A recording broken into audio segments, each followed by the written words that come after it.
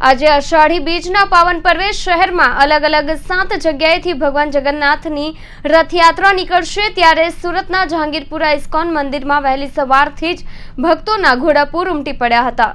ઓડિશાના જગન્નાથપુરી સહિત સમગ્ર દેશ અને દુનિયામાં અનેક સ્થળોએ ભગવાન જગન્નાથની યાત્રા નીકળે છે।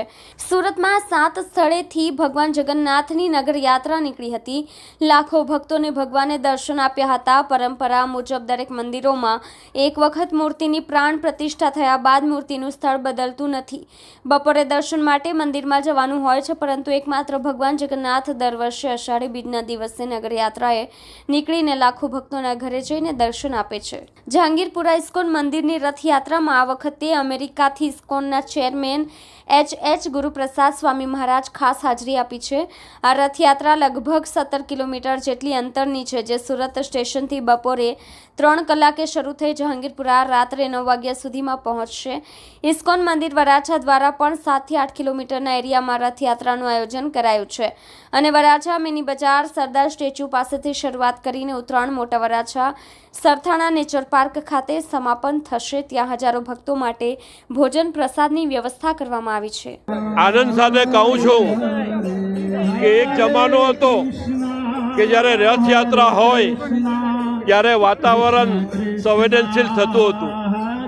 રથયાત્રામાં તોફાનો થતા હતા, પરંતુ ગુજરાતમાં જ્યારથી ભારતીય જનતા પાર્ટીનું શાસન આવ્યું ત્યારથી આ રથયાત્રા એક તંદુરસ્ત વાતાવરણમાં નિર્વિઘ્ને પસાર થઈ રહી છે। તે માટે જે પરંપરા આદરણીય નરેન્દ્રભાઈ મોદી સાહેબ ગુજરાતમાં શરૂ કરી છે, એમને અભિનંદન આપું છું। મુખ્યત્વે પૂરા ભારત વર્ષમાં આજે અનેક જગ્યાઓ ઉપર ભગવાન જગન્નાથની યાત્રા નીકળે છે। પુરી મુકામે ઓરિસ્સામાં, ગુજરાતમાં અમદાવાદમાં અને સુરતમાં પણ આ ભવ્ય એક રથયાત્રાનું આયોજન થયું છે।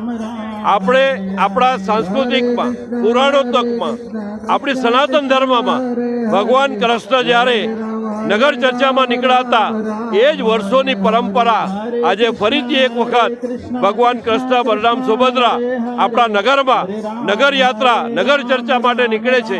મુખ્ય હેતુ આપણા તમામ નાગરિકોને એમના આશીર્વાદ મળે, લોકોની સમૃદ્ધિ વધે, લોકો તંદુરસ્તી વધે, એવી પ્રાર્થના ભગવાનને અર્પણ। ધન્યવાદ। ભારત માતા કી જય।